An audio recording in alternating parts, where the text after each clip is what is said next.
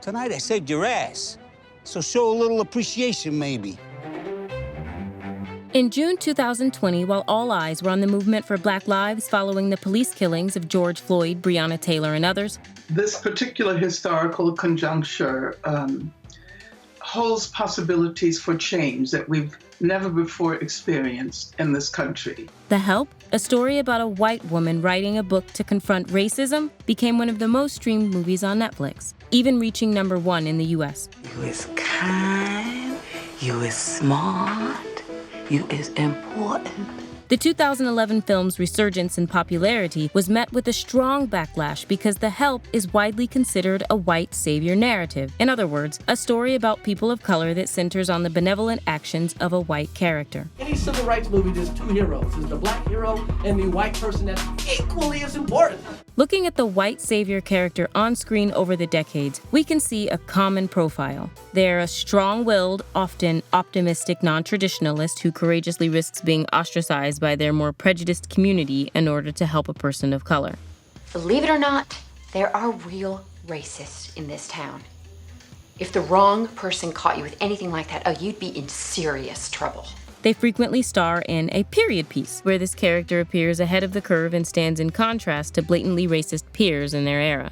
You really think you can keep 700 Union soldiers without proper shoes because you think it's funny? The white savior tends to be the main focus of their story. So while movies featuring this character may eloquently advocate for unity and fairness, they can also end up sidelining the Black and POC characters.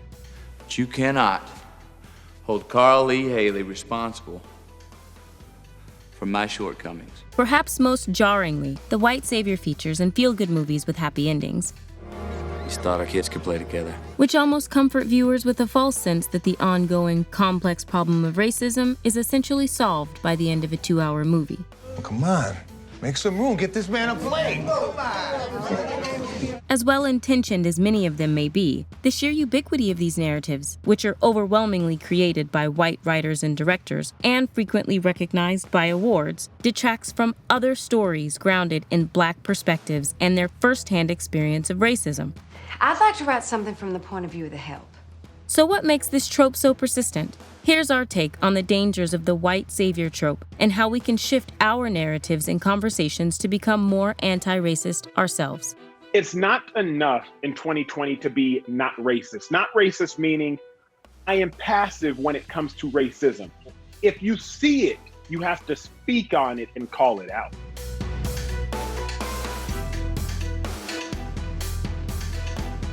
If you're new here, be sure to subscribe and hit the bell to be notified about all of our new videos.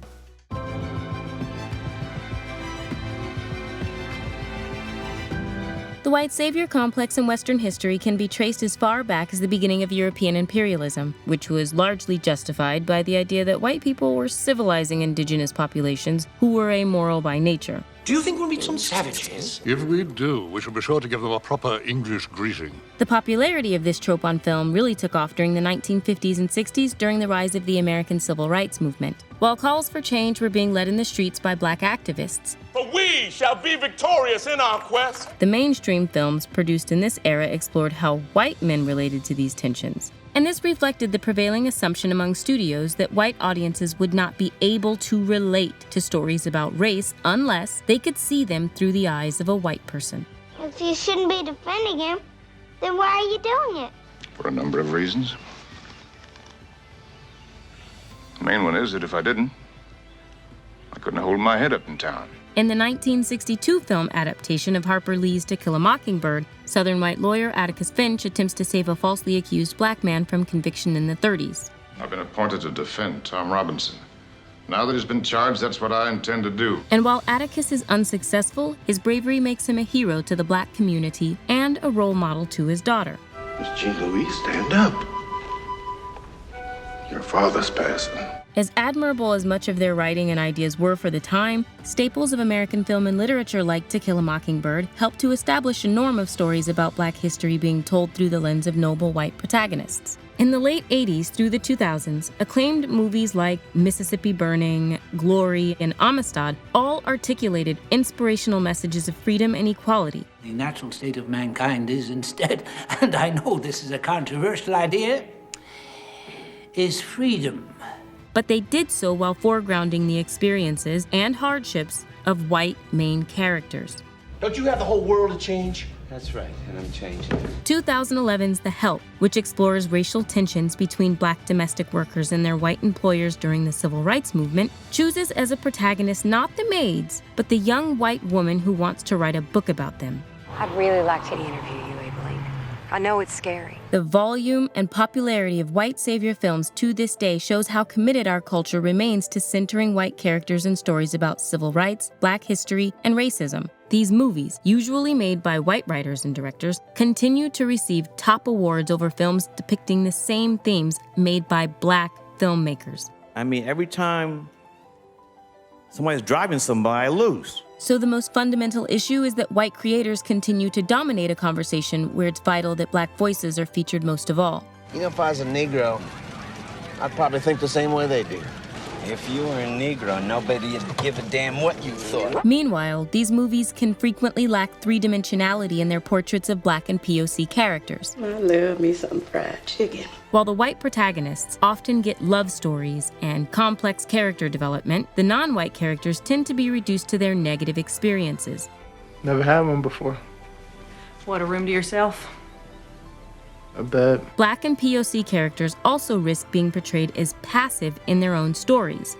Did you fire her? In The Help, it is Skeeter's revelation that her childhood maid has been fired that leads her to want to expose racism on behalf of the other black maids in her community, while in reality, black people were eager to tell their own stories and had been doing so since before the abolition of slavery. So this simplified narrative centered on a white woman suggests that without Skeeter's bravery, these women would never have encountered the ongoing black struggle for equality. My boy Treelaw always said we're gonna have a writer in the family one day. I guess it's gonna be me.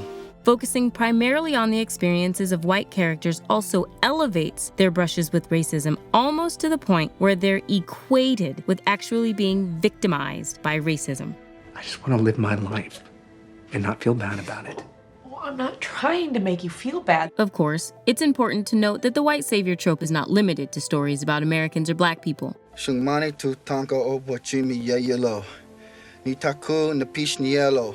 The British film Lawrence of Arabia, released the same year as To Kill a Mockingbird, similarly centers a white male protagonist in a story of Arabic people's struggle for independence. They hope to gain their freedom. They're going to get it, Mr. Bentley. I'm going to give it to them. In Indiana Jones and the Temple of Doom, Indiana is the only person capable of finding the missing children and a sacred stolen stone of an Indian village. You could have kept it. What for? They'd just put it in a museum. It'd be another rock collecting dust. In Gran Torino, Clint Eastwood's Walt Kowalski becomes the savior of the Asian family who lives next door, while his unapologetic racism What the hell did I have to move into this neighborhood for? Is dismissed as a forgivable personality quirk, or even played for laughs. How you doing, Martin, you crazy Italian prick? You see, kid? Now that's how guys talk to one another. They do? Even in movies based on true stories, filmmakers often engage in significant historical omissions or rewrites in order to frame the material around a heroic arc for a white character. 2007's Freedom Writers recast the Latina Erin Gruwell as a white woman. White people always wanting their respect like they deserve it for free. More recently, 2016's Hidden Figures invents a scene in which a fictional white boss, who's a composite of real NASA executives, courageously tears down a woman's bathroom sign. Here at NASA, we all pay the same color. When the film's director, Theodore Melfi, justified this addition by saying, "There needs to be white people doing the right thing," his words revealed that the assumption underlying earlier civil rights movies, that white audiences can only relate to movies with white characters, is still very much alive today. Some of the people white savior films are based on have even criticized them for being misleading or oversimplified. Abilene Cooper, a black woman who worked for the family of the author of The Help, is suing the author for using and distorting her likeness without her permission in a way she says is embarrassing. And the real-life family of Dr. Don Shirley has condemned Green Book's portrayal of him as completely estranged from both his family and black culture. Who is this? Who? On the radio. Will Richard. To a degree that the movie even suggests he requires the help of his white driver to connect with his blackness at all. I live on the streets. You sit on a throne. So yeah, my world is way more blacker than yours. Most fundamentally, Green Book reduces Shirley's life to supporting material for a narrative about a racist driver, when the life story of this queer Black composer would by all accounts have made for a remarkable and more unusual movie on its own. He holds doctorates in psychology, in music, and in the liturgical arts. And he has performed at the White House twice in the past 14 months.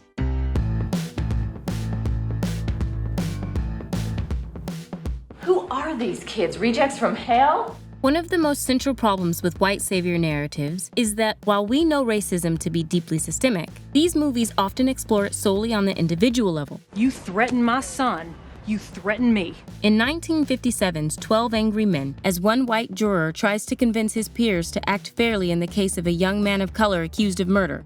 Boy, oh boy, there's always one. The film's focus is on each of the white men trying to confront his own personal prejudice. You want to see this boy die because you personally want it, not because of the facts. In The Help, most of the racism we see takes the form of prejudiced remarks between white individuals. All that talking there today, I'm sorry you had to hear that. The problem with the individual focus of the white savior trope is perhaps best illustrated in two particular subgenres of this story: the white savior sports movie and the white savior education movie. All the poems you taught us say you can't give in, you can't give up. Well, we ain't giving you up. A number of iconic sports movies feature white coaches rehabilitating Black sports teams to lead them to victory. What kind of statement are you trying to make by playing so many colors? Sir, I'm a basketball coach who don't make statements. Likewise, in the white savior narrative featuring teachers and education, Actually, I chose Wilson because of the integration program. I think what's happening here is really exciting, don't you? an energetic white teacher is frequently inspired to clean up a Black school or change the lives of students for the better, often against the advice of more prejudiced or cynical members of the community. Don't you think that finishing high school will be valuable to their future?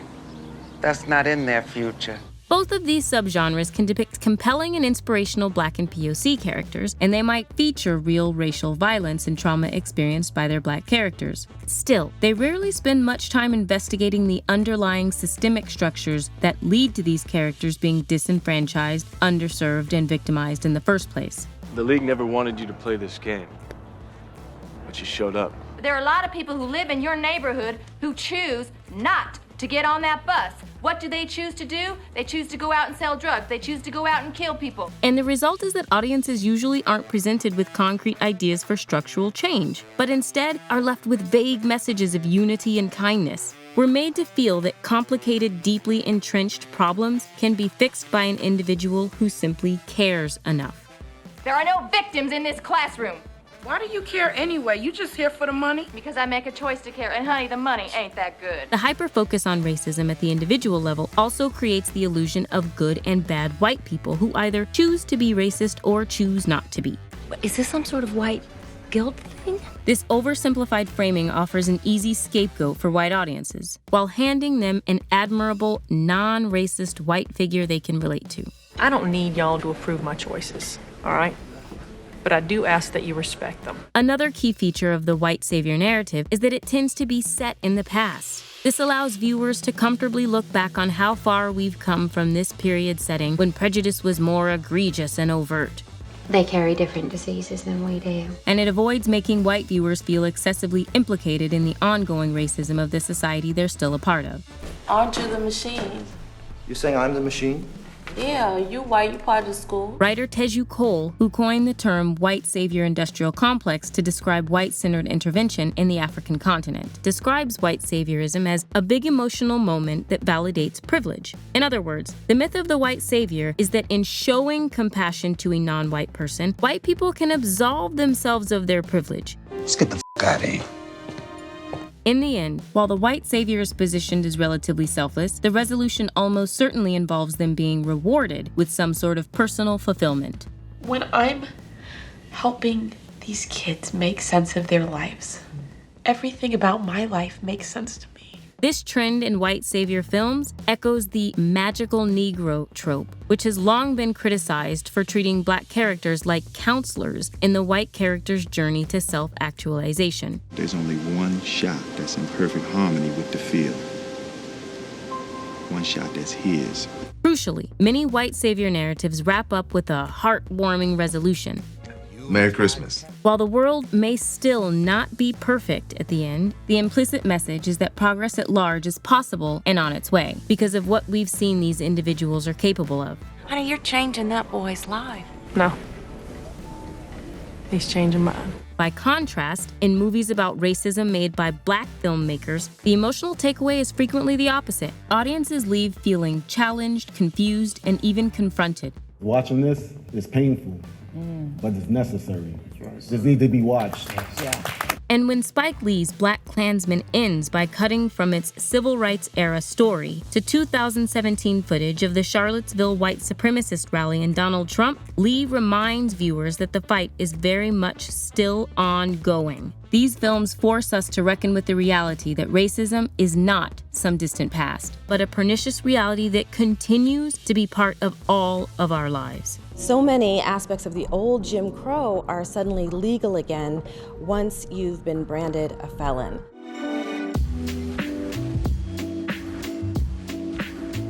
Tellingly, the hallmarks of the white savior narrative, a central white character, interracial reconciliation, or an employer-employee relationship that blossoms into a friendship, White women always want to be friends with their maid. Rarely feature in the work of Black and POC filmmakers. On the contrary, it's striking that in films made by Black creators, white characters are very often on the sidelines. In Spike Lee's Malcolm X, they're either grotesque villains, distractions, or simply irrelevant. I wanted to ask you, what can a white person like myself, who isn't prejudiced, what can I do to help you and further your cause?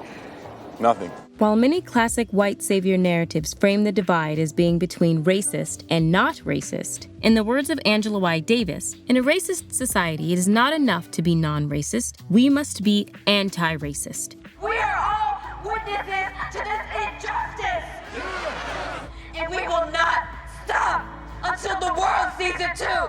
When it comes to creating or watching film and TV, being anti-racist means seeking out narratives that challenge us, instead of ones that make us feel comfortable. It means actively looking to confront our own bias, understand ways that we're involved in racist systems, and hold ourselves and others accountable. There are many educated Caucasian folk who are talking to each other about it.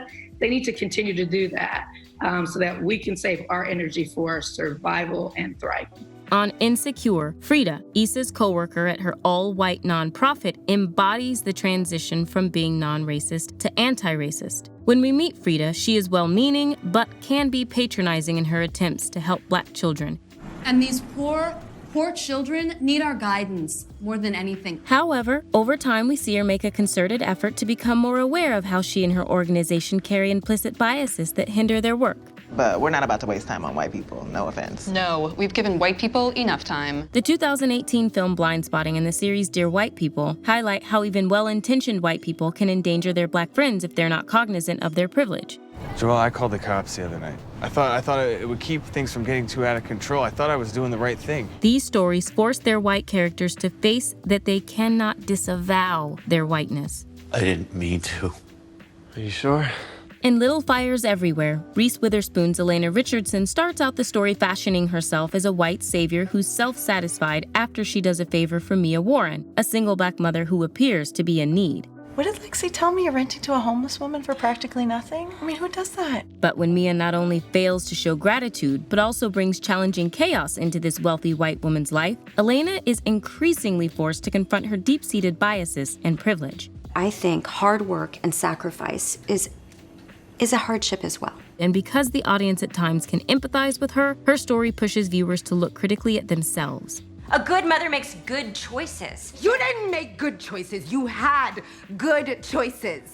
Options that being rich and white and entitled gave you. Another complex series starring an anti-heroine, Mrs. America, cleverly subverts the white savior trope to depict a self-righteous protagonist on a mission who's not very relatable and who, far from saving anyone, causes tangible setbacks to the rights of women, the LGBTQ community, and people of color. Now, if we pull this off, Houston will be the death knell of the women's liberation movement. Let's blow it up. All these narratives represent a step forward from the reductive, racist versus not racist binary from white savior films of the past. almost like you're stealing the identity from people who fought hard for against colonial structures. So in a way, it's almost like you are the colonists. Meanwhile, as more Black and POC filmmakers have gained a platform to reach large audiences, films like Black Panther, Get Out, and Sorry to Bother You have been able to show Black people grappling with how best to exist in a racist society, sometimes clashing with each other in their views on this complex question. It's about 2 billion people all over the world that looks like us, but their lives are a lot harder. Crucially, Black and POC filmmakers increasingly have the opportunity to tell stories that include the challenges of racism, but are not just about that. Movies and shows about people of color must reflect a diversity of individuals and stories, in which confronting prejudice is one part of a complex lived experience. Like the white population, we are diverse within ourselves. There is not a monolithic Black experience.